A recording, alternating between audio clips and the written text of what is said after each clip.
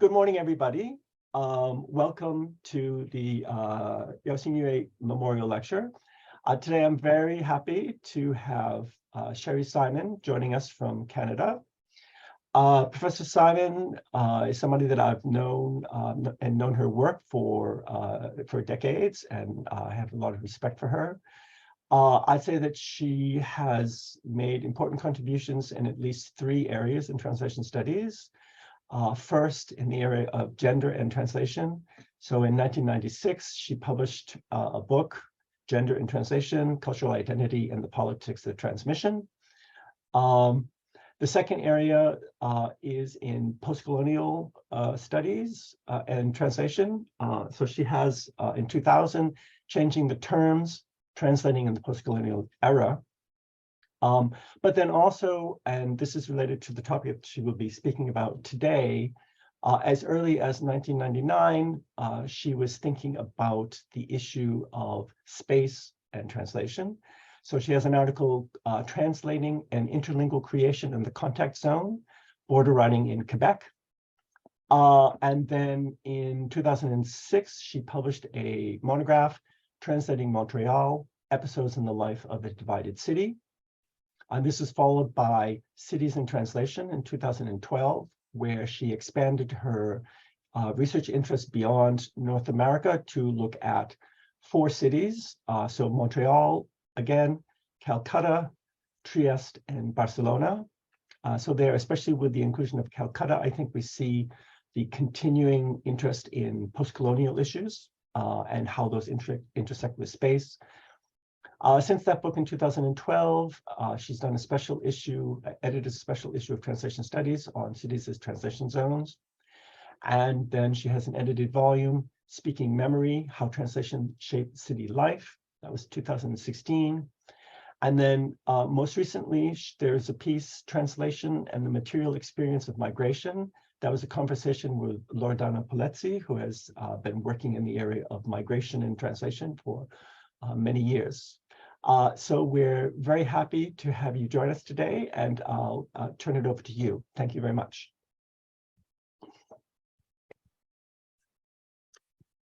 Well, hello, everyone, and I'm sorry we were chatting away. I thought that we were waiting to kind of open up the forum to everyone. So thank you very much for coming, and thank you so much, James, for this invitation. Talking at the Chinese University makes me very nostalgic for Hong Kong. Richly exciting place, which was very inspiring to me when I was doing research on translation and cities. And in recent years, Hong Kong has been through some very difficult times. And I can only hope, as we all do, that Hong Kong will continue to be the vibrant, cosmopolitan, translational place that I was lucky enough to visit in the past. In this talk, I'd like to revisit notions of translation site and the translational city, concepts at the heart of my work over the last 20 years, and try to clarify their place in the context of translation studies as a whole. So now I'm going to share my screen for a short time, and then I'll stop after that. I'll kind of share it intermittently. And now I've lost my PowerPoint, and now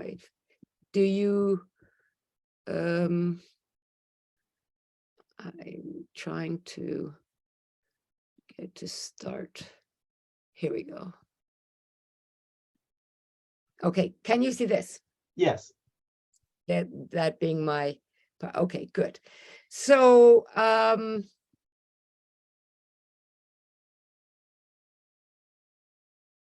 sorry, I need to,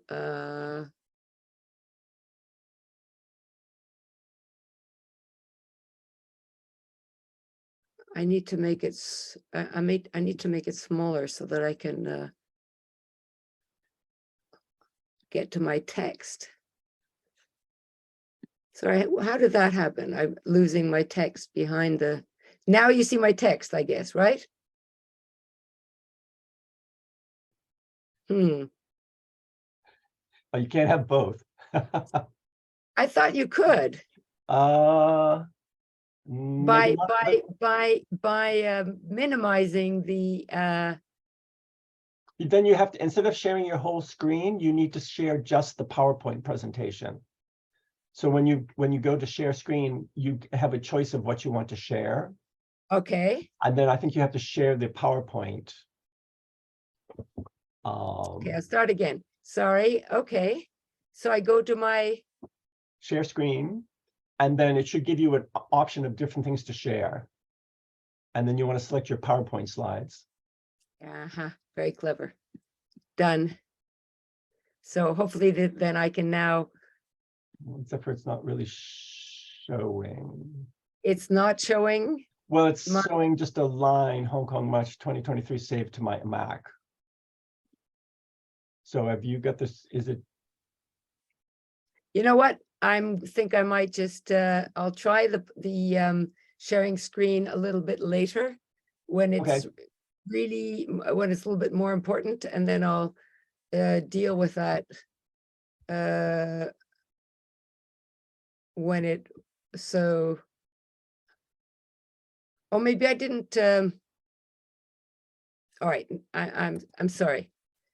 I am now just going to.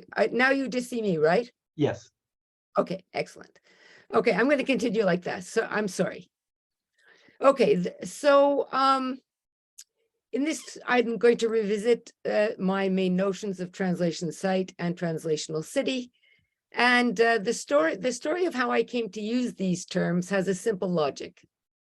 It came about as a result of my professional interest in translation studies and my parallel passion for my neighborhood in Montreal. And then the realization that translation studies could be a key to exploring the history of what had been a city divided linguistically. Open a small paragraph. I have found without stretching or stretching reason beyond bounds, that translation can often be a key to exploring cultural issues that we're interested in. So I've been interested, as James said, in feminism and post-colonialism, and it wasn't stretching translation studies to apply translation studies to these issues. It was translation studies has a capacity of being a very capacious instrument, I'd say, for studying situations of cultural contact, of cultural transfer, as we know. So in the late 1990s, I wrote a short essay on my neighborhood. Then in 2006, as James said, a book about Montreal, then more cities, and then finally a book called Translation Sites, not about cities as much as specific sites within cities. All these books had this in common, the idea that the places of our daily lives are marked by translation, and that translation can be the material, the matter, and the method of cultural history. These interests coincided with the understanding that developed in the 1980s that translation studies, as most of you, I am sure, know, was not limited to textual analysis, that the forces that are brought to bear on the linguistic act of translation include, for instance, the economics of publishing, grounded in global inequalities of race and class, inequalities of gender, historical trade routes, but also factors that came to be grouped under the heading of space. Very broadly, the immediate material context of translation, which for me was the context of daily life, the street, the neighborhood, the city. So my book on Montreal perhaps set out the methodology in the clearest way. As the city Montreal was for a long time divided spatially between East and West, and also linguistically, so French in one side, English on the other, moving across the city was an act of physical and linguistic translation. My idea was to choose emblematic translators whose voyages from one part of the city to another had symbolic and culturally rich meanings. What did it mean for an Anglophone in the West to travel east, for a Francophone to travel west, during a period when the cultural meanings of both languages were changing? That is to say, Francophone nationalism was becoming a progressive force. English colonial domination was losing its oppressive force. But the book included other languages as well, those of Haitian Creole, the very interesting case of Yiddish, the language of the secular Jewish community of the 20th century in Montreal and other cities. And so each of the chapters involved analysis of translated texts, which resulted from these voyages and added up to something like a chronicle of shifting connections and cultural relationships over a period of some 60 years. So what was important to me was to measure the emotional intensity of these voyages. And now I'm going to try once again just to call up one particular page of my, okay, I cannot find but I'm just going to call up my, do you see my, my screen Yes. now? Yeah. Okay. So I'm just going to look at this one slide. So here are some of the variables that I was looking at when I was tracking languages across the city. Some concepts that I think could be usefully exploited in the case of looking at the implications of translation across social groups. So I distinguished cool from warm translation, by which I meant, well, cool and warm have a lot to do with distancing and furthering. So cool and warm are the temperatures of what I call distancing and furthering, which are my second line here.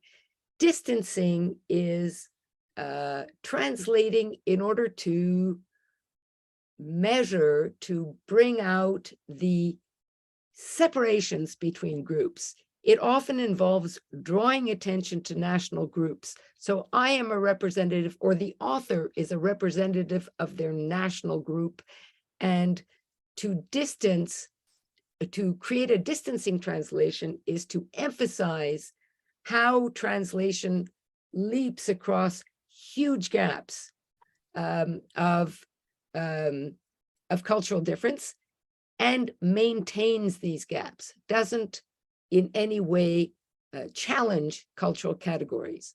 Whereas furthering is the opposite.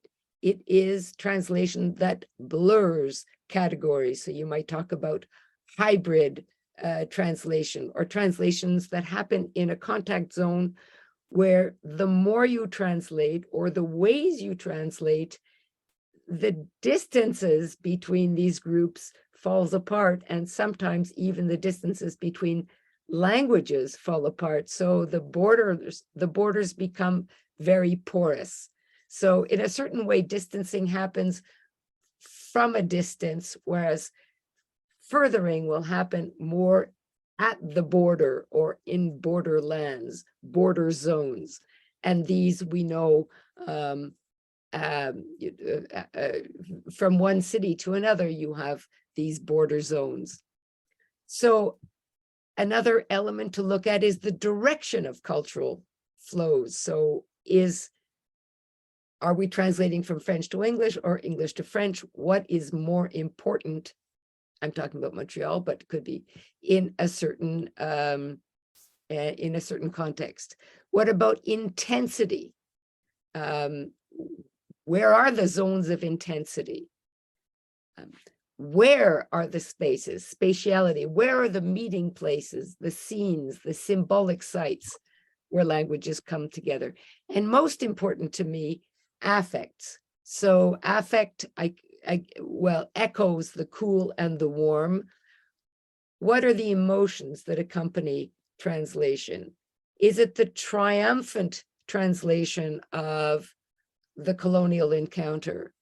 Is it melancholic translation? Is it a translation sustained by an idea of loss or of being the loser in the exchange, etc.? And then the notion of variously entitled communities, the fact that translations reflect the differences of the claims to the territory of the city.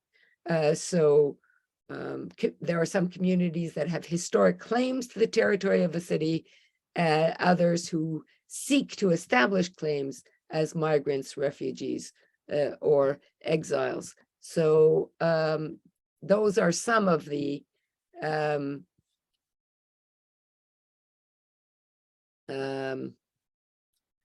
variables that I was looking at in exploring the history of Montreal. And other cities that to me had a similar character to Montreal. I called these cities dual cities.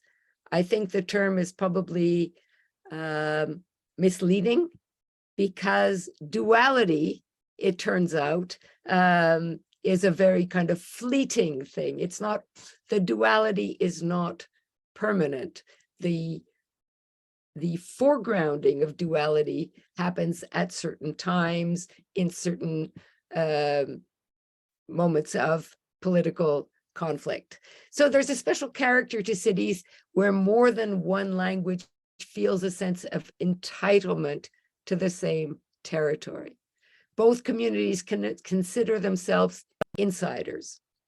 So that seemed to me a special category of cities: Brussels, Barcelona, Montreal, and then the cities that I was in, Calcutta or Kolkata. These seem to me to share a certain kind of sensibility in their relation to translation, a sensibility that I call this kind of consciousness of duality, but obviously doesn't exclude other languages, because all cities are multilingual and have many languages. But the fact that these two, so Kolkata, but also Dakar or New Orleans or Johannesburg or Manila or Thessaloniki, each of these cities brings into being a different constellation of linguistic forces and spatial imaginaries shaped by histories of conflict, patterns of immigration, diasporic ties, political jurisdictions, emergent or declining cultural loyalties. To move from one language to another is to move across urban space into new frames of interpretation. The city becomes a crossroad of codes where memories meet at odd angles. But in addition to the broad dynamics of history that I'm describing that define different categories of translational cities, cities can be studied for the specific translation sites that they bring into being. So now I'm referring to the later work, where I was interested less in the dynamics of a city as a whole, and more in these particular sites. And I identified sites such as hotels, markets, museums, checkpoints, gardens, bridges, charged with the tension between here and elsewhere. So to take one example, a hotel, which is a site of both transience and rootedness. And in my book, I was interested in several hotels that seemed to me to convey, again, this idea of affect or difference. So I contrasted the Hotel Bristol in Vienna, which was beloved of the Austrian writer Joseph Roth, Cees Notenboom, who was a Dutch essayist, his Ritz Hotel in Barcelona, but also Wes Anderson's The Grand Budapest Hotel, which I contrasted with the Tokyo Park Hyatt Hotel in Sofia Coppola's film Lost in Translation. And if you want to know why I detest that film, you can ask me about that afterwards. But it seems to me what is so interesting about the contrast between, let's say, a hotel like Wes Anderson's The Grand Budapest Hotel and the Lost in Translation is that you're talking about the difference between a place and a non-place. Tokyo Park Hyatt being kind of a non-place par excellence, whereas the Grand Budapest Hotel, the movie, is charged with a very strong sense of historical rootedness. The Tokyo Park Hyatt is more a place that's characterized by could have been anywhere and a sense of melancholic indifference. So contrasting these two places, a hotel which was very much about difference, and a hotel that was very much about indifference. So what is indifference in relation to translation, and how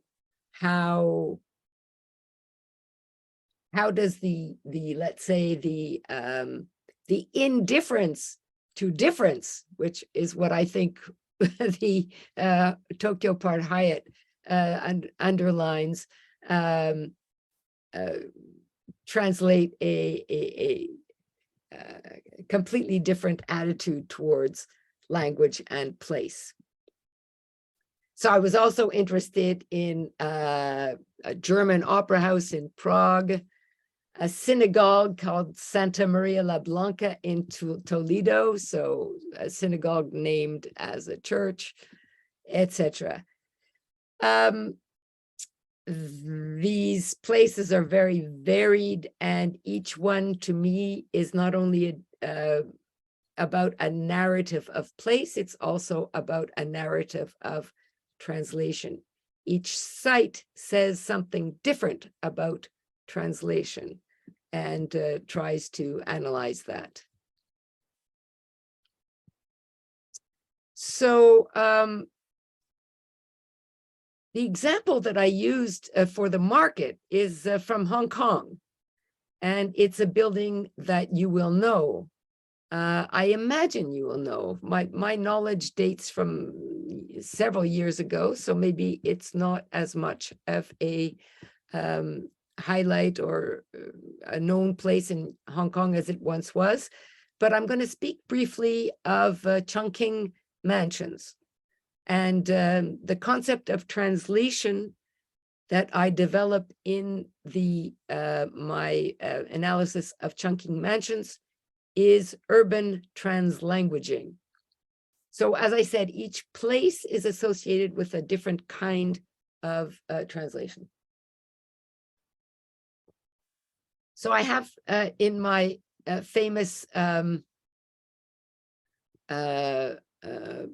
which I'm not going to show because I don't want to mess things up for the moment, but it's only 2 photos of Chungking Mansions. Then for my next site, I will go to show you the pictures, but for now I won't show you these. My second site, so now I'm just going to move on to a discussion of these sites. The first one, Chungking Mansions. And the second site that I'm going to talk about is a monument in the city of Lviv, formerly Lemberg, today in Ukraine, a city that when I first began talking about it 3 or 4 years ago, no one had ever heard of. Now, unfortunately, we all know it too well. And just to introduce, hot news, it was actually bombarded last night for the first time in quite a while, I think. So I now feel quite differently about the city of Lviv, and I speak of it today as a gesture to the terrible war that continues to rage in Ukraine. So let me begin then with my, I'm just looking at the time. If I do go on too long, please tell me, James, okay? And I will maybe warn me 5 minutes or so, and I'll summarize. Okay. Okay, so walking through the shopping area of oh, now I'm I'm sure I don't say it right, Sim Cha Tsoi in Hong Kong, with its giant pulsing advertising signs, one might become aware of an array of faces not commonly seen in the city. Clustered in groups, talking or standing about, these groups of people are described by the anthropologist Gordon Matthews as, I quote, African entrepreneurs, Indian temporary workers, African and South Asian asylum seekers, and penurious travelers from across the globe. And here I am quoting Gordon Matthews, and my much of the material that I'm giving you today on chunking mansions comes from his very excellent book on the chunking mansions. Hong Kong has always been a cosmopolitan city, and so diversity itself is hardly remarkable, but there is a special buzz on this bit of street, different in feeling from the surrounding streets of tourists and shoppers. The reason is the presence around the corner of chunking mansions, and I quote, a dilapidated 17-story structure full of cheap guest houses and cut-rate businesses in the midst of Hong Kong's tourist district. Matthews calls it the most globalized building in the world. Again, this dates from at least, his research is probably 10 to 15 years old, so 10 years old maybe. The building was given international prominence in Wong Kar-wai's 1994 film, Chungking Express. It's the headquarters of traffic in all kinds of goods as they transit between mainland China and Hong Kong and destinations such as Dubai, Lagos, Mombasa, Nairobi, Bangkok, and Kolkata. The mansions opened in November 1961 during an age of rapid growth in industry, immigration, and tourism to British Hong Kong. This was still a time of exponential expansion for Hong Kong, as its population nearly doubled in the years following the communist takeover of mainland China in 1947. The building is now relatively old in an area where the high value of real estate puts pressure on investors and merchants to continually renovate and glamorize their buildings. Chungking Mansions is multilingual. English dominates as a lingua franca, but a host of other language, East Asian, South Asian, and African languages are heard. The mix of voices which the outsider captures as Babylonian is in fact a chorus of conversations whose nature will change just as the wares of the building are renewed. The interactions in the market are translational and best described by the notion of translanguaging. That is, as a weave of language exchanges enabled by the multiple competencies of individuals.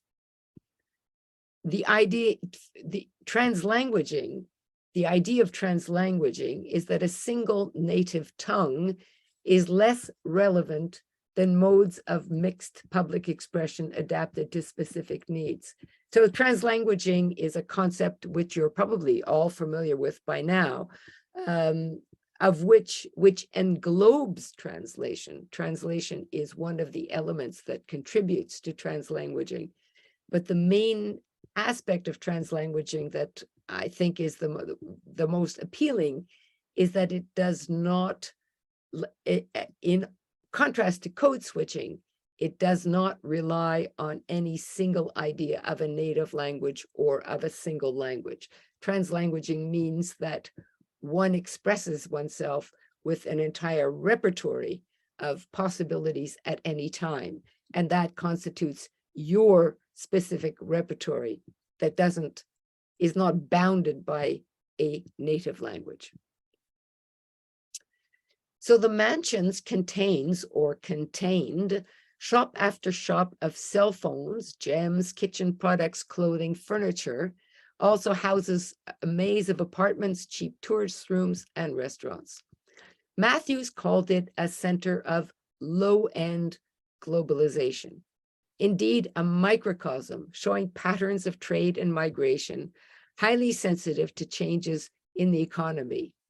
And to show how old-fashioned or how quickly things change, most important, Matthews points to the importance of the demise of the counterfeit cell phone trade with the arrival of the iPhone.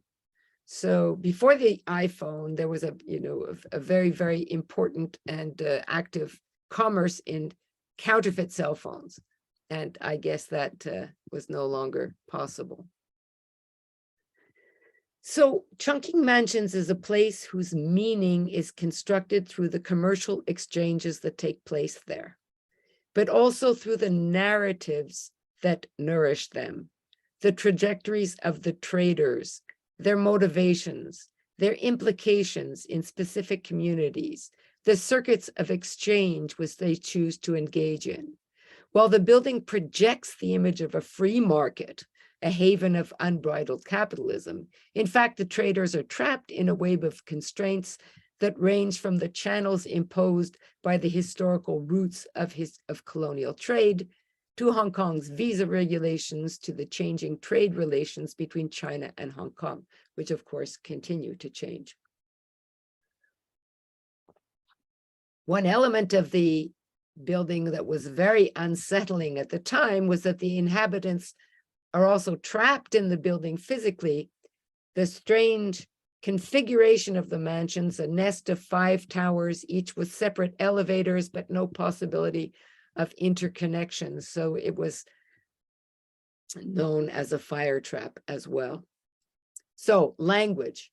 English is the lingua franca of the mansions, but many other languages swirl through this giant market. There are vehicular languages, such as Hindi or Hindi Urdu for South Asians, French and Swahili for Africans. But as Matthews notes, and this I thought was particularly interesting, language usage is fascinatingly nested in Chungking mansions, with different speakers finding the closest and most intimate language in which they speak. So Africans delight when they find another speaker of Hausa or Luo, just as speakers of Punjabi and Bengali communicate, while to some extent ignoring their fellow South Asians. Occasionally, a common language among traders could be Japanese or Swedish if they have both spent some time in these countries. So I found this idea of nesting quite interesting. So you speak the language that's closest if you can. If not, you go one out, one out, one out. And this is the structure of the nesting.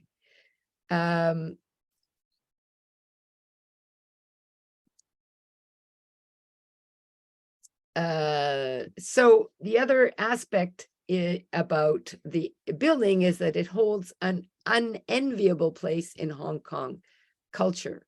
It has long inspired fear, and that was confirmed to me by some students a couple of years ago, at least mythically. It's an island of strangeness, a universe not accessible to the otherwise frenetic flow of exchange and consumption in the city. Matthews calls it a ghetto at the center of the world, located right in the very heart of the glitziest part of Hong Kong, some of the most expensive property in the world. It is coded foreign. And so while Chungking Mansions is part of an immense circuit of exchange and commerce worldwide, it is paradoxically cut off from the very place of which it is a physical part. It is both within and outside the culture of Hong Kong.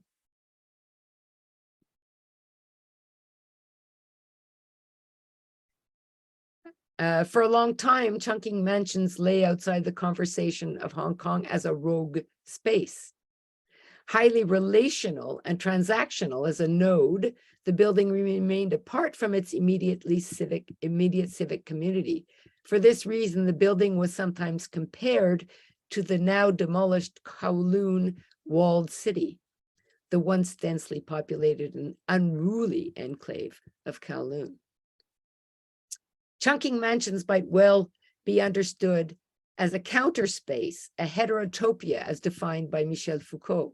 It's not a place exempt from rules, standing outside of normality, but a kind of negative mirror image of conventional spaces. For the outsider, it suggests a place that is mysterious, open to lawlessness. But for others, it could be interpreted as celebratory. For example, Matthews himself, who celebrates the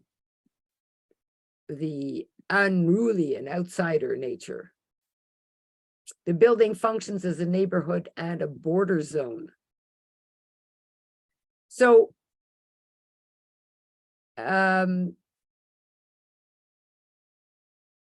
yes. So chunking mansions is a giant market and is as such defined by metro-linguistic practices. Can also be, that's the notion used by the sociolinguists Pennycook and Otsuji to make specific this idea of translanguaging as an urban phenomenon. They use the term metrolingualism.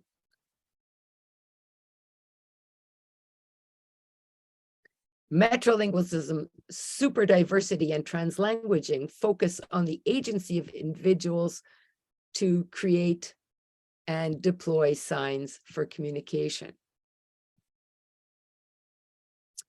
So, to conclude this discussion of the translational nature of chunking mansions, from the logics of circulation dictated by neoliberalism, liberal capitalism, to the post-colonial language rivalries of the island of Hong Kong, from the nesting of language choices to the translanguaging strategies of speakers, languages are embedded in the commercial activities of chunking mansions. Like all markets, the mansion defies rules of linguistic uniformity, favoring instead a rough and ready pragmatics of communication. Translation is one form of exchange within a vast repertoire, and it generates the possibilities for the many forms of fair and unfair exchange that go on there.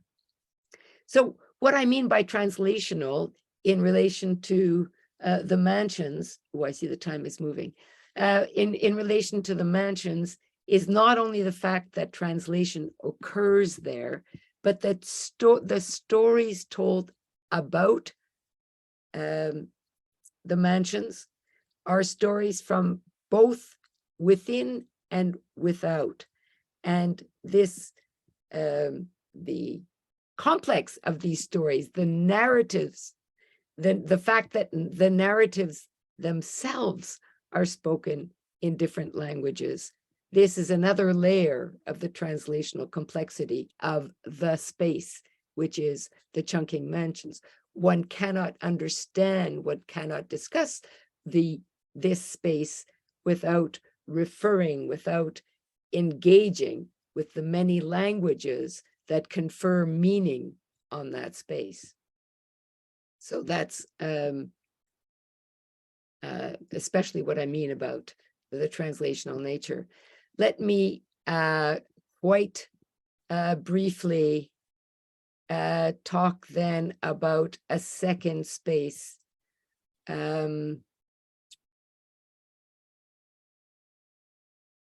Okay, I'm going to try to do this without reading my text at all, but just by speaking to the photos that I have. So I'm going to share my screen.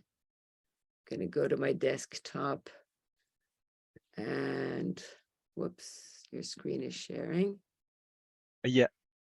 Yes. but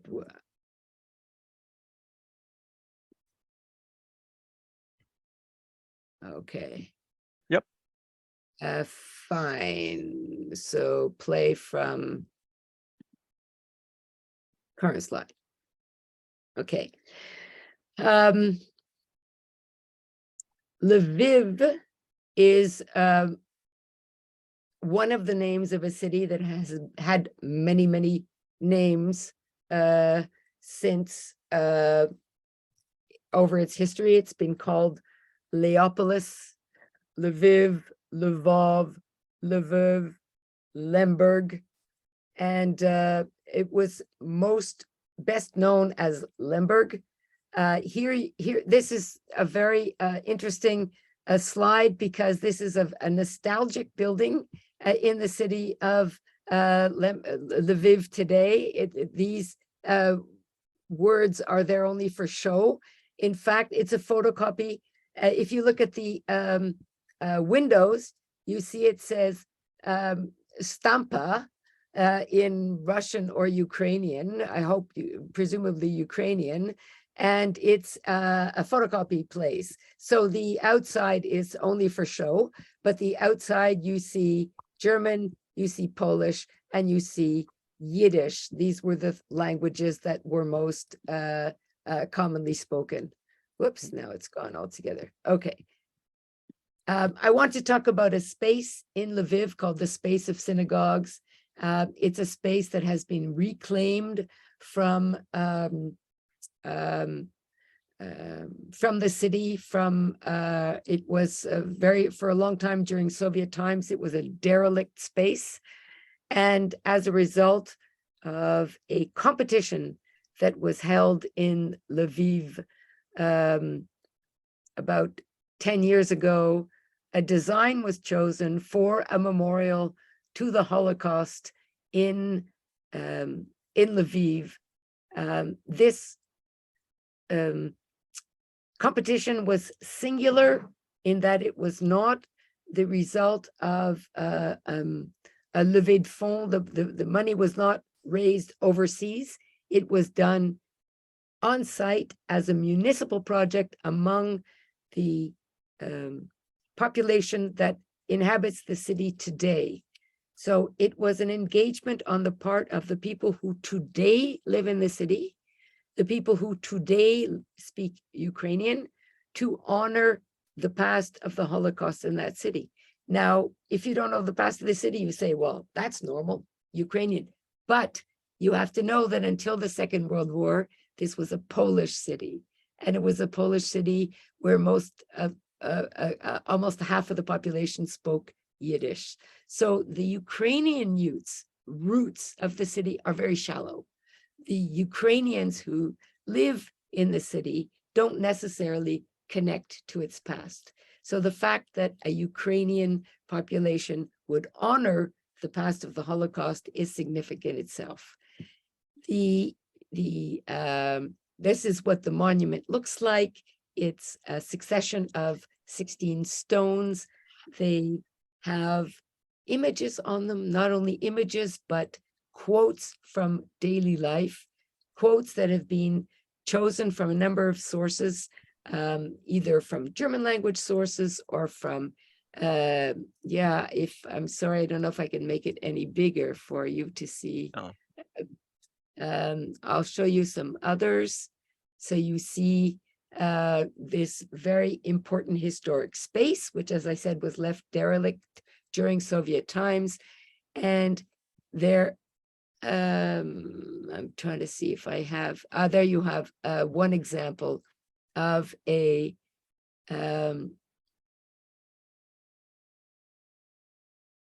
quote, which I'm thinking was originally in Yiddish and is translated into English and Ukrainian. So all the quotes are multilingual to begin with. They are chosen from the different layers of history of which Lviv history is composed. And then These quotes are themselves translated into 2 or 3 other languages, that is into Ukrainian, which is the language of the place, spoken in the place currently occupied by that space, into English, which you could say is the language of international tourism, and Hebrew, which is a language of Jewish memory.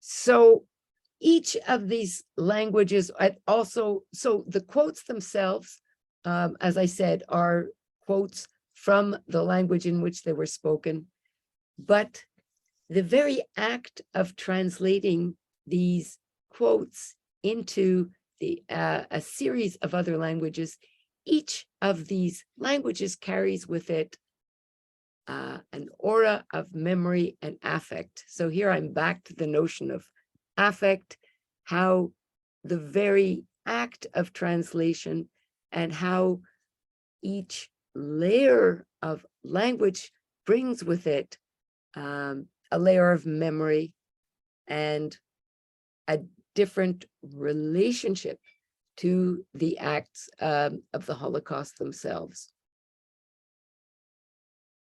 I'll just show you these, and this is Deborah Fogel, who I will mention in a moment if I have time. I think I'm now going to go back to my text. So you've seen what?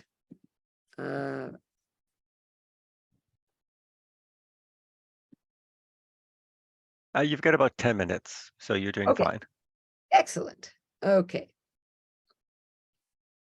So I'm just going to read this again so it'll clarify some of the things I just mentioned.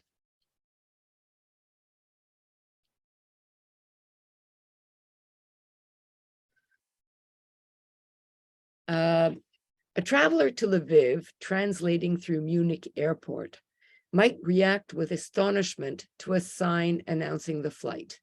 The sign says Lemberg, the Habsburg name by which the city was known until the fall of the empire in 1918. Flying there today is like catching a plane for Constantinople. Nobody usually goes to Constantinople today. We go to Istanbul. The author and legal expert Philippe Sands took this flight to Lviv in 2017. He was there to launch the translation of his book called East-West Street, a book I heartily recommend. Wonderful book. A remarkable detective-like investigation that reaches back into the imperial history of the city. Tells the story of the intertwined lives of 3 Jewish men, his grandfather, a man called Hersch Lauterpacht, the inventor of the term crimes against humanity, and Raphael Lemkin, a man who coined the term genocide. All 3 of these men were born in interwar Lviv, then a Polish city. Sand was adept at conveying his passion for the city, but he was especially effective in communicating this enthusiasm to young people. Because of the circumstances of history, he told them in essence, you may not know of the extraordinary men who were born here, or some of the contributions your city has made to modern history. But with his lectures and with his book, Sands was trying to correct this neglect. What he was saying to them was this: the city has experienced remarkable events, and the memory of these happenings, the bad and the good, also belong to you. The translation of his book was not only a report on what he had discovered, but an invitation to his Ukrainian readers to make the story theirs. So I guess a lot of the kinds of translation that I'm discussing and that really I've been passionate about, I guess, is that when you're translating across differences of memory, or when you're translating across social groups, And when the story in some way concerns them as well, it's never just a simple transmission, but it's an action, it's an activity. In this case, it's an invitation. The import of such an invitation is especially meaningful in a city like Lviv, which has been called Leopolis, Lemberg, Lviv, Lvov. The name of the street that the Grand Opera sits on changed from Untere Karl-Ludwig-Straße to Opernstraße, Adolf Hitler Ring, Prospekt Lenina. Today it's Prospekt Svobody. Lviv's Jews, once 1/3 of the city, one of the largest populations, Jewish populations in Poland, were obliterated by the Nazis. The Polish residents were forcibly settled in Poland, and Lviv became Soviet territory and then a Ukrainian city. The new citizens of Lviv therefore have little connection with the historical fabric of the city and its memories. So another aspect of this memorial to me that was so touching was what do you do with memory that does not kind of naturally belong to you, does not naturally belong to your city, a memory you must retrieve across layers of violence, and memories that you somehow want to reinscribe into the urban fabric of which it was once a part. When languages have been eliminated or suppressed, restoring them to public presence becomes all the more powerful. So the space of synagogues in Lviv, that's what this monument is called, is an attempt to reinscribe the Jewish presence and its languages into the urban fabric of the city. So inscribe in the sense of what you do on a gravestone, write words and languages, scrape them into a surface. What makes this memorial particularly effective are two things. As I said, the monument was the first instance in Ukraine where commemoration of a Jewish historical site was initiated not by the international community, but by the city administration as a site of civic responsibility.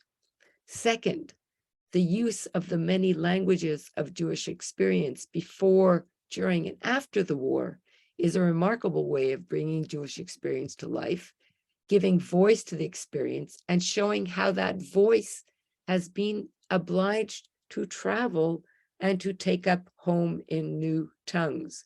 So we see these stones as a reflection of life that once was, but their translations are reflections of the way that this experience has been obliged to travel as a consequence of the violence of the war.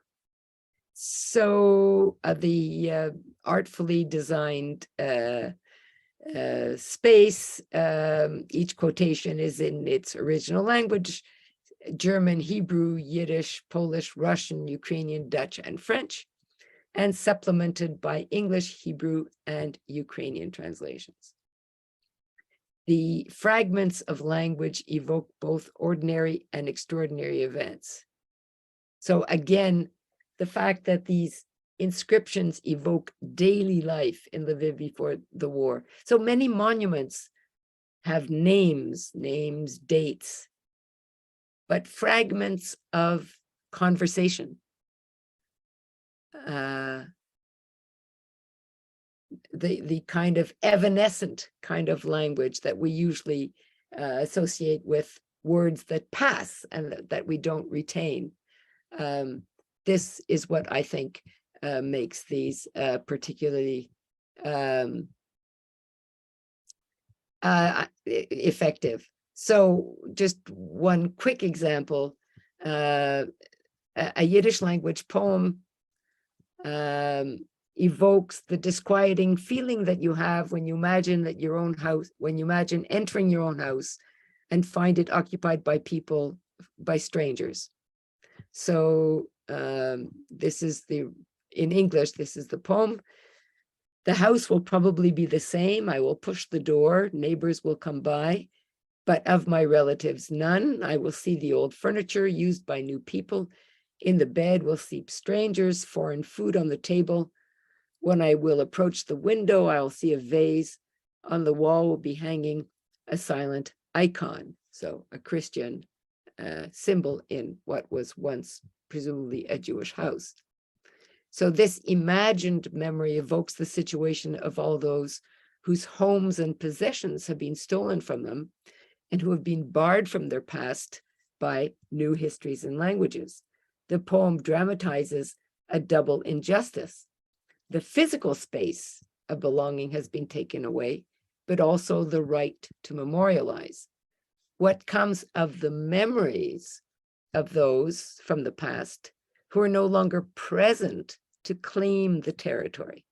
How does a city house the memory of a people who no longer at home there, who no longer live there?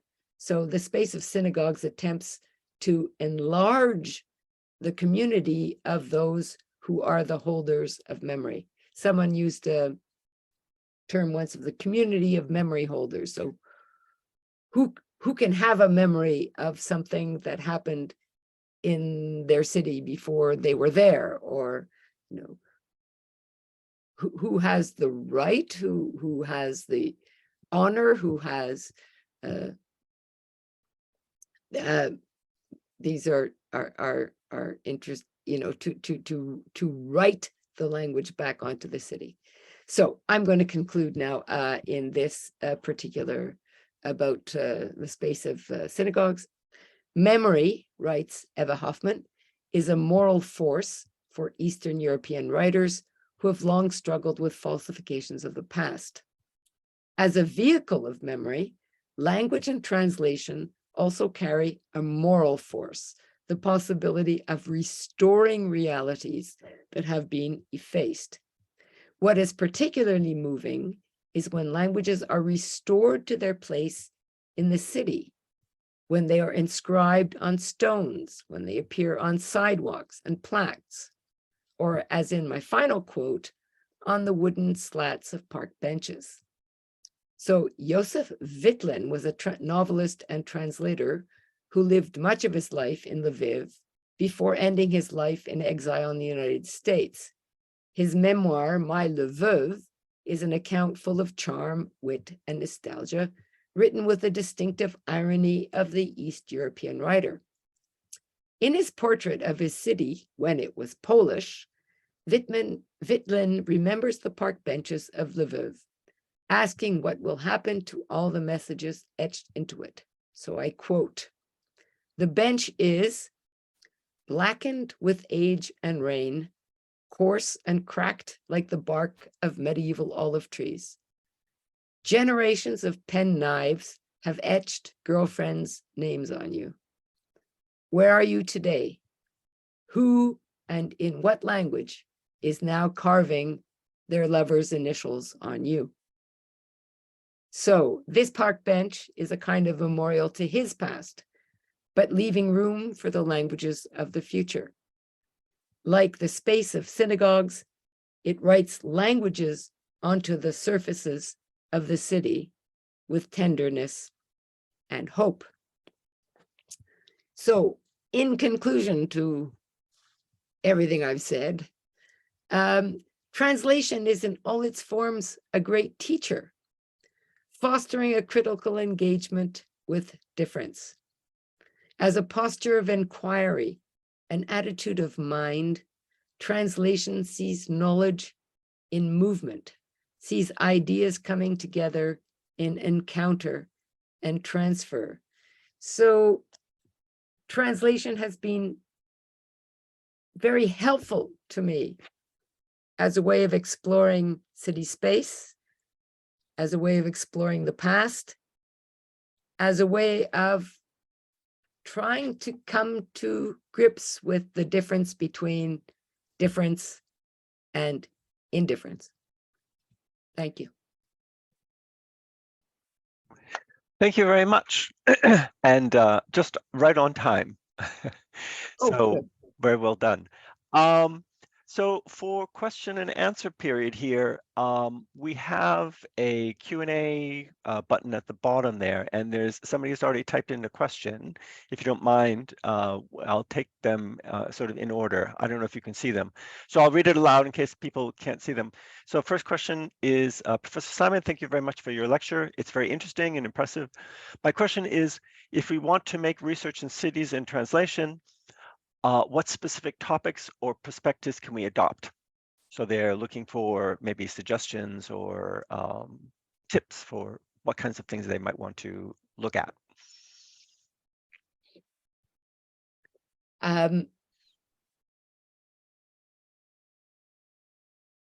I guess it depends how well you know your city and which cities you're talking about.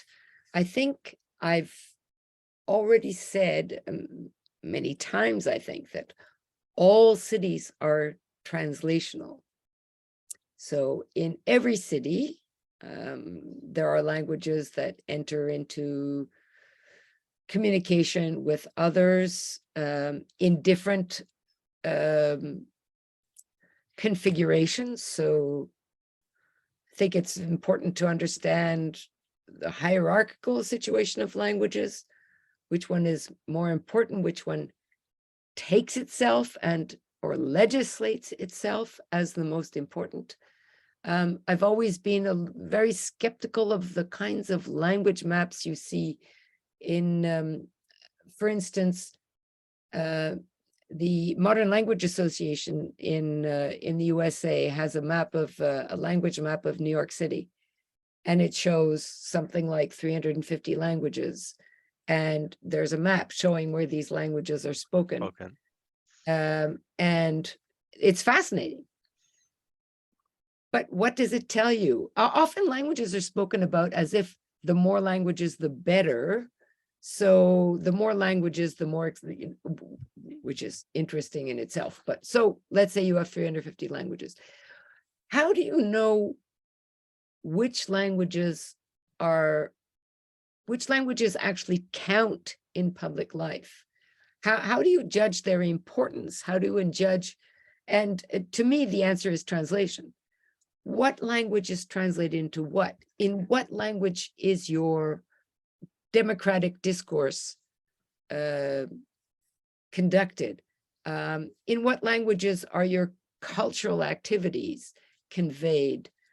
So it's not just the multiplicity of languages. I've always made the distinction between multiplicity or multilingualism and translational. So multilingualism is just listing how many languages. Okay, you can have one person who speaks some rare African language. That's great, but that's not going to tell you much about the life of the city, about the cultural life of the city, and about how languages interact in that city. So to answer you, there are many, many different kinds of answers to your question. I would say, what motivates you? Why do you want to know? How well do you understand the cultural forces at work in your city?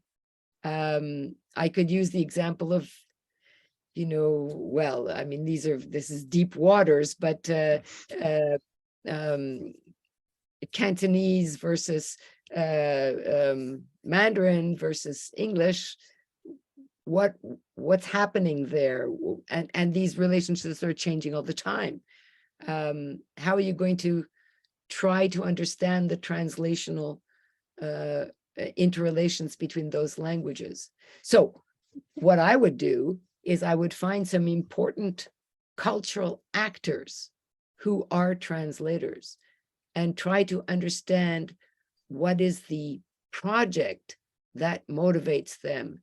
So in my case in Montreal, I was interested in the 1960s, which was a very active moment of translation and change and emergence of new cultural forms. And I was interested in why an Anglophone would want to translate from French and why a Francophone would want to translate from English. What were they doing? And I discovered that even if they were in the same city, they were doing it for very different reasons. they were, even their methods of translation were different. So I think you need to understand the large forces at work and then look at your micro activities, track some people, some important actors, and look at the translations. Still, the translations are important too. It's a beginning. Yes. Okay. We have two questions, actually both from my colleagues here in the department. One is from Sophie Wei and the other is from Lonely. So they're kind of interrelated. So I'm going to read them to you together and then you can see how you want to respond. So the first one is from Sophie. She said that you mentioned Wong Kar-wai's movie, Chungking Express, which we've all watched and we all love. She says, indeed, the mansion is a place charged with tension and diversity. When this symbolic site in Hong Kong is translated in the movie, if we treat movies as translations as well, would you think that this kind of translation is distancing people from or furthering people to Hong Kong? So it's a question about distancing or furthering in the movie by Wong Kar-wai. And then the question by Lonely is, he's interested in your discussion of cool or warm, distancing or furthering. He's wondering about the agency of that. In other words, is it mainly the source text producer, the commissioner, the translator, the users? So if you have anything to say about the agency involved in those processes. Thank you for these. All these questions have been extremely interesting and challenging. So interesting. I mean, what I remembered about the movie of what a good movie does is that it doesn't simplify things. So I think what is Wong Kar-wai is a great movie maker, and I was remembering the plot. The plot is kind of internal dissensions and who's taking advantage of whom and who's who ends up outsmarting whom in the story. So I think that I like your suggestion that the movie is a translation of the place, and it's a translation for local and for outside consumption, because Hong Kong cinema became a global phenomenon. And I would like to say that furthering it is when there is complexity. When there is complexity and I think we'd agree that Chungking Mansion is not one thing in the movie, and that we see it from different angles. I mean, I haven't seen it recently, but so I would go for furthering in the sense that when there is complexity in an act of translation and ambiguity and ambivalence and all those confusing words, the words that testify to a positive kind of confusion, that we're dealing more with something that doesn't. We're certainly not dealing with the world of stereotypes. So distancing can fall into stereotypes, and this would not be the case. So are you going to, would you like to comment? No, James just joined me, so I would like to thank you for your comments. Yes, thank you. Do you have anything you'd like to add? Oh, I could not start the video because the host has stopped it, but it's okay. But you can hear me. Yes, it's okay. Yeah, I just would like to appreciate it. Yes, thank you. Okay. Yes. Well, thank you. Thank you for the question. Thank And you. And then, so the second question about agency is from Lonely, who I've also put in, if he wants to. Thank you. And if you have something that you'd like to add, Lonely, that would be great. It's probably, you're probably pointing to some kind of lack on my part of having thought through this idea. I think I was really feeling very, in the cases that were important to me, I was just thinking of the translators at the time, and my examples come from, again, from my sort of my interest in Montreal and my strong sense of how some translations were really acts of homage. I'm on this side, you're on that side. My translation, all I can do is render translation respectfully, literally, and kind of use this translation to show what different sensibilities we have. This is referring to one particular poet in Montreal, very quite well-known poets, where his translation was simply saying, I am different from you. I am a Montreal Anglo poet. I come from a different sensibility. I have translated you, the Francophone mystic lyrical poet, because I admire you, but not because I think that our poetic or our cultural worlds can come together. So I was thinking of it as very much from the point of view of an individual poetic agency.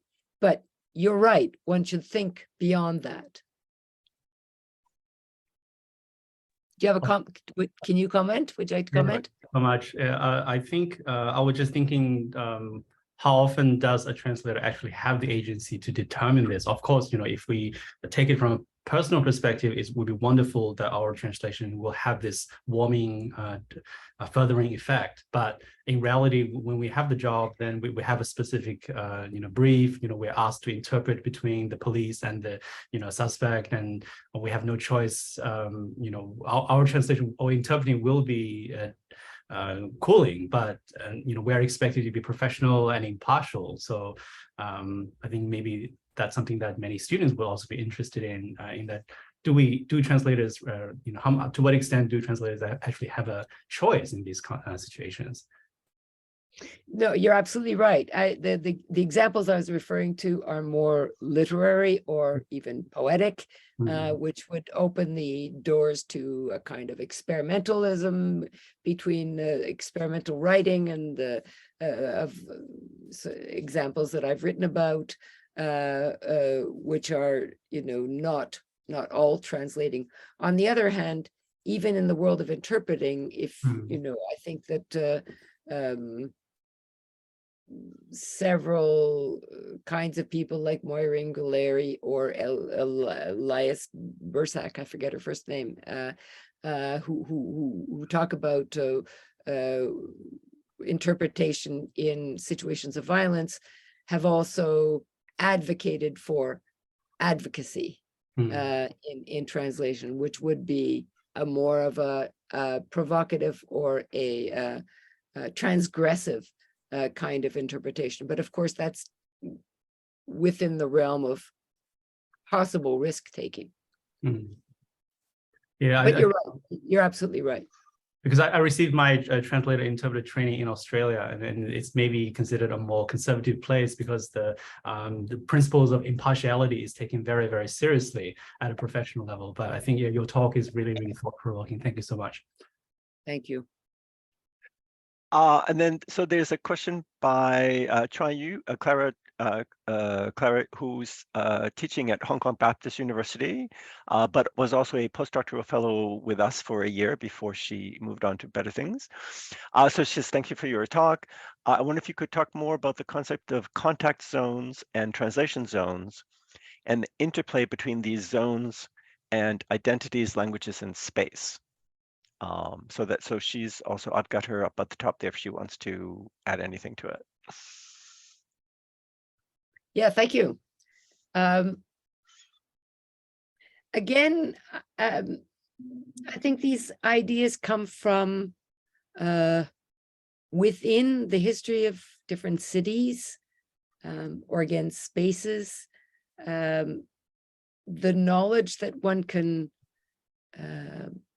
glean from being an inhabitant, from your daily life, from understanding certain places as places of encounter. Well, hotels, train stations, markets. That makes absolute sense that these are places of encounter with their own rules. I mean, markets have rules, train stations have rules.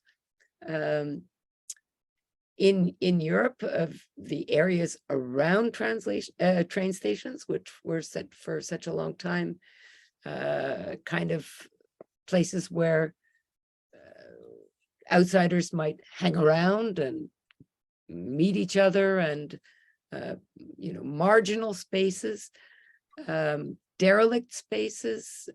Cities have all kinds of spaces that are coded in different ways, and often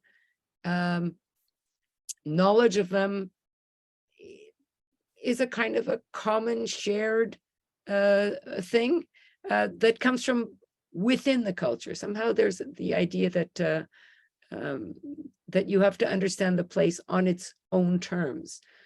So places of mixing are places of language mixing. They're contact spaces. So the term, as you know, was originally developed by Mary Louise Pratt in her book called Imperial Eyes, where she talks about contact zones.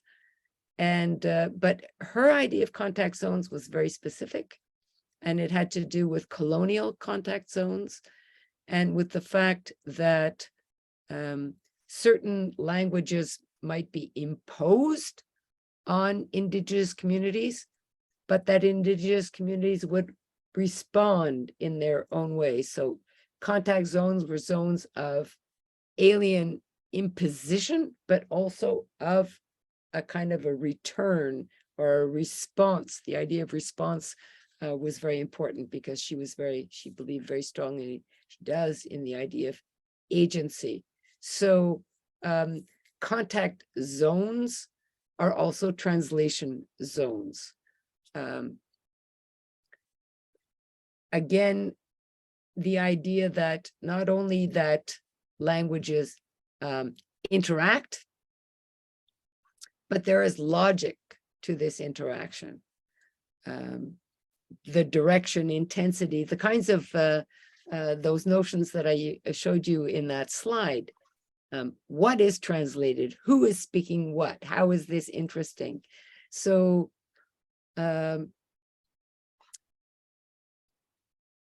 spaces create the opportunity for these interactions.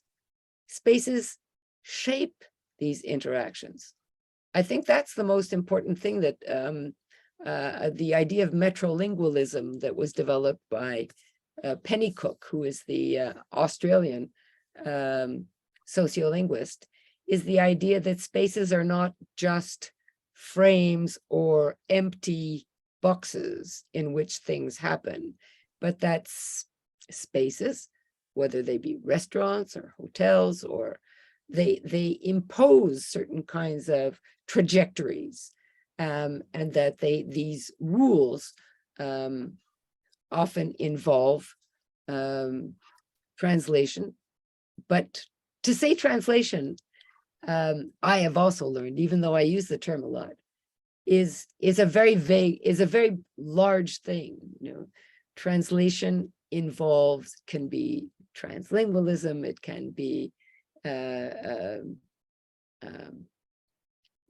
there are many, many different categories that translation dissolves into when you actually analyze each situation. So space enhances that sensitivity to the specificity of language interactions. Oh, okay, thank you. So there's another question from, I'm not sure who it is. It says, I'm curious about what you mentioned about in the beginning about Singapore, and wondered if you could say a little bit more about language usage of Singapore. I think Singapore came up in the chatting with James. Yes. So I think that James is the the expert in that.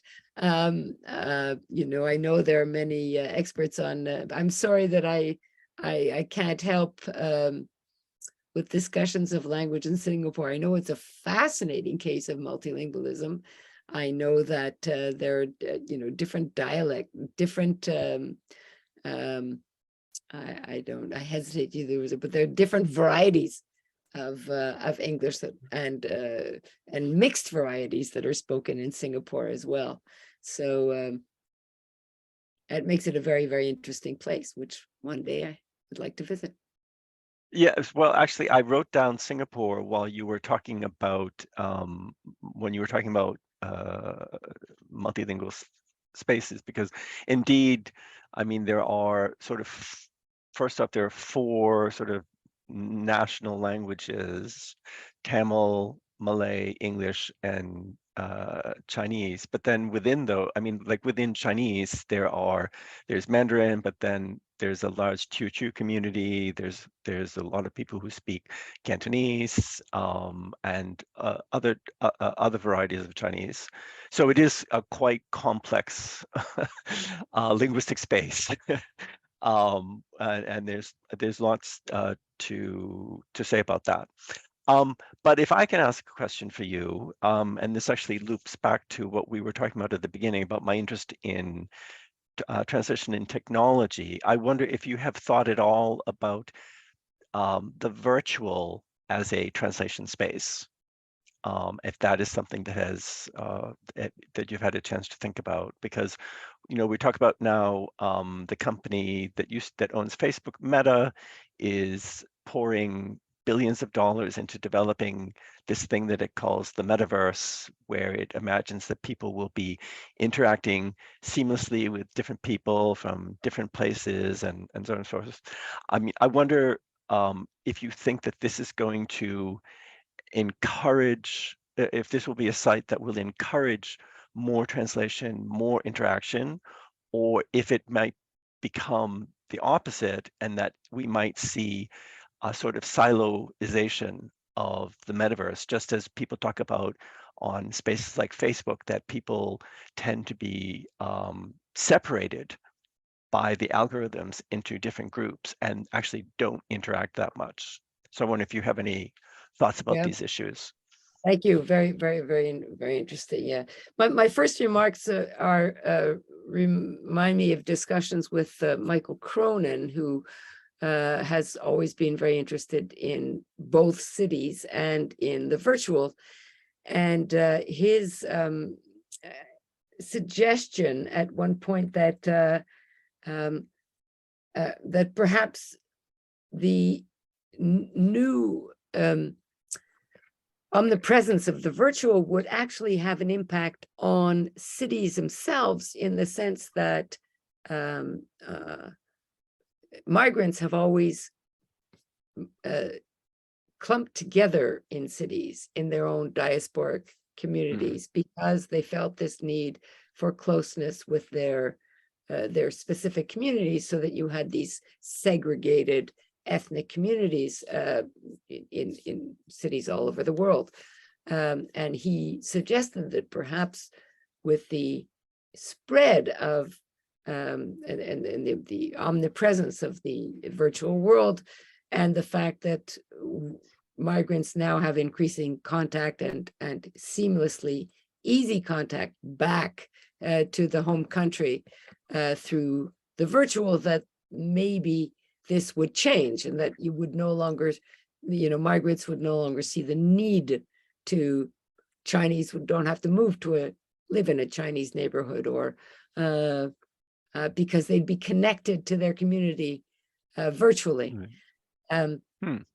It's an interesting hypothesis. I'm not sure that has happened, but I'm not sure how long it would take for such a phenomenon to happen, and whether, because clearly the fact that the whole diasporic experience has changed. And we were just talking with some people, when Jewish migrants left Russia in 1908, they knew they would never see Russia or their family or anything again. They were moving, and it was one way. Of course, nowadays, that's completely different. This is a two-way adventure, and there's always the possibility of going back, of visiting, of being on Facebook or FaceTime. So the idea of distance and irrevocability of moving have changed drastically.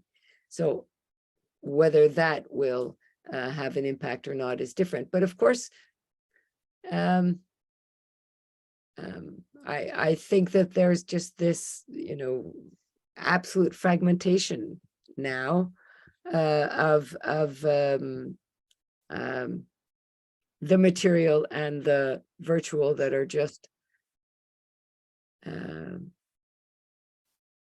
yeah, I think I'll just say that I've had difficulty putting those two together, to actually, the materiality, even though we know we don't live in a material world, I've just become sort of, I think, fascinated with the materiality of cities and places and your actual encounter with them, even though our encounters with the material world are mediated by the virtual world. There's no question, but there's that mediation remains of the order of the knowledge we bring to a material place, yet to inhabit that place, to hear the voices of that place, to circulate in that space, is of a different order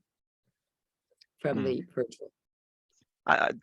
Michael Cron's idea about the impact of virtual, meaning that migrants will disperse, is interesting, but I think certainly for Chinese migrants, one of the reasons that they cluster together is for access to certain things like food, which I think hasn't changed with the virtual, although you can get things delivered to your house now. But so I would think that there are other factors besides just language that would still people would still want to kind of group together. But even what you said, the food gets delivered.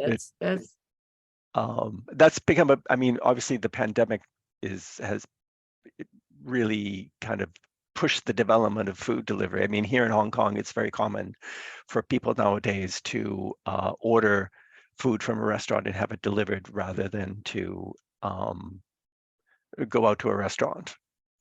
Even though, again, we're sort of back to normal, quote unquote, at this point, that tendency to have food delivery has persisted. So yeah. Yeah.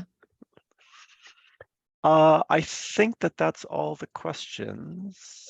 James, yes. Yeah, Sherry, why do you detest the film Lost in Translation? Oh. Thanks for asking. I'm not sure how many of you have seen the movie Lost in Translation.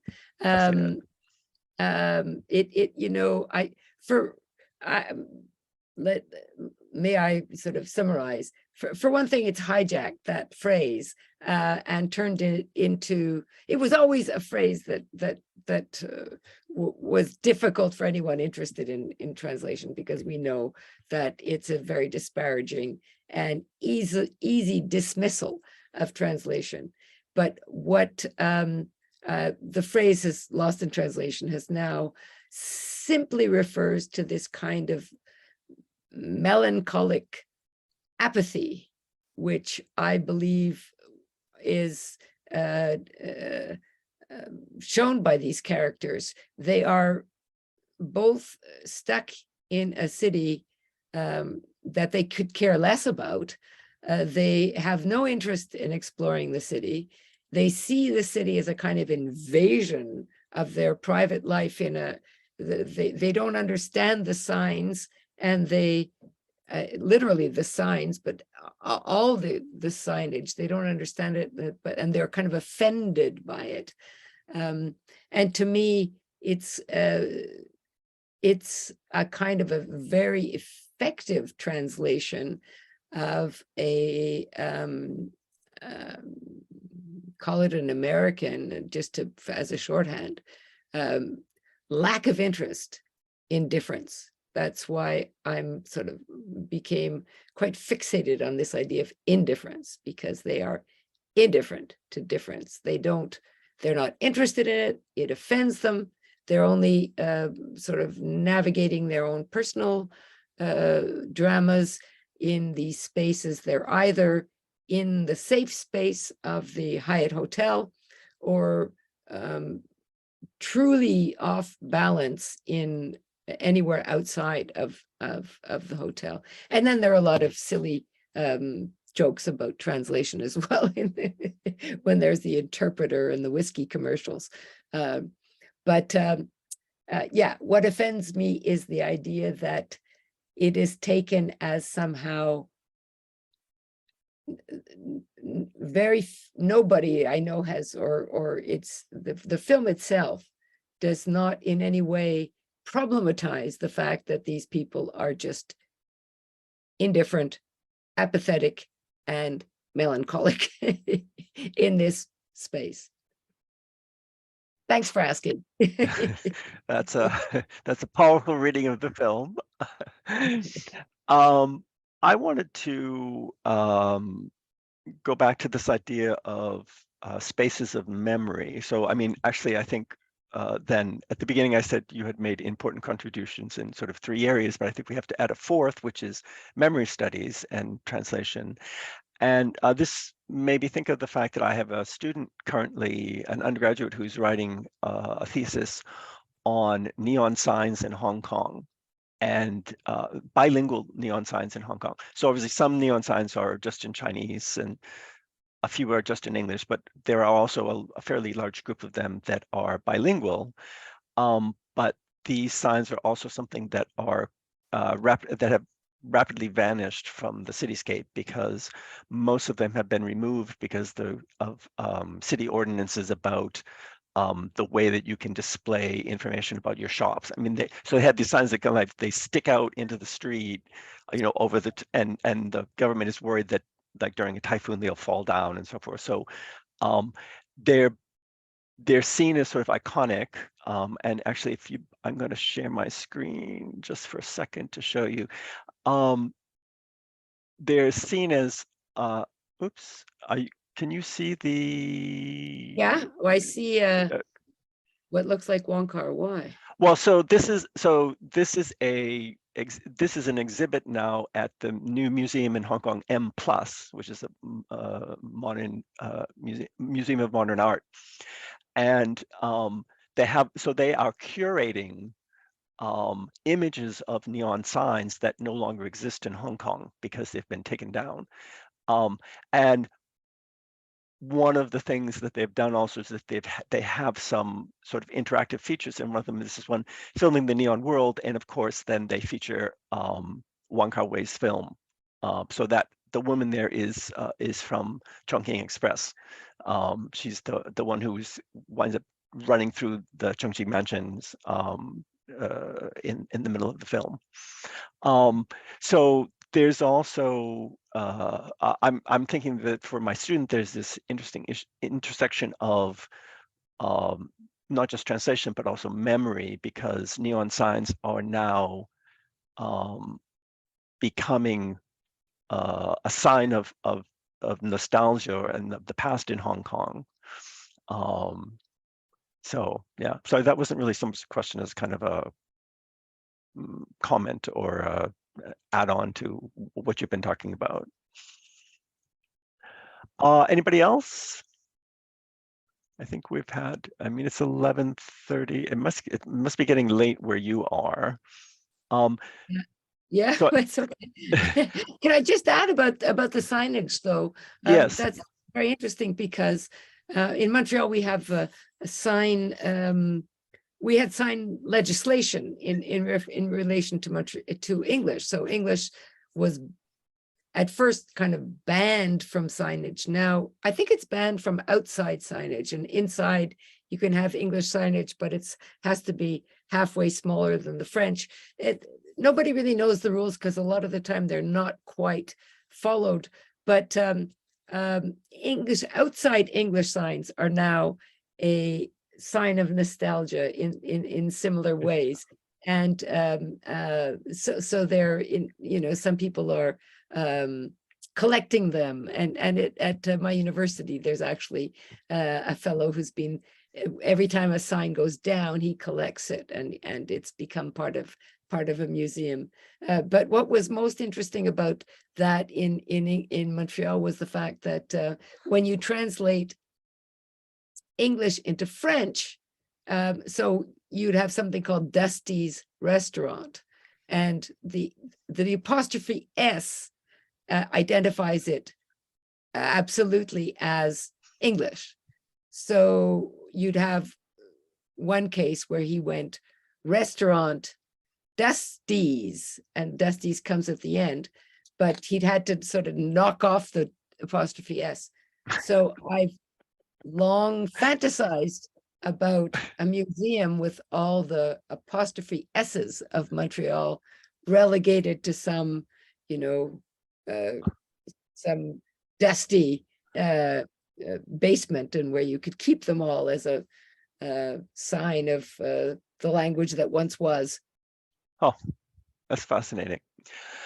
Okay, so I think we will draw to a close now. So once again, thank you so much for sharing your thoughts today. It's great to see you. And I guess I won't see you in May, because I think I'm going to miss you, because you're going to be in Rimini, unfortunately. Yeah, just like by a few days. But, so we will be in different spaces, also being translated. But so thank you very much. Thank you. Thank you very much, Professor Simon. Thank you. Thank you for coming. Thank you. Thank you so much.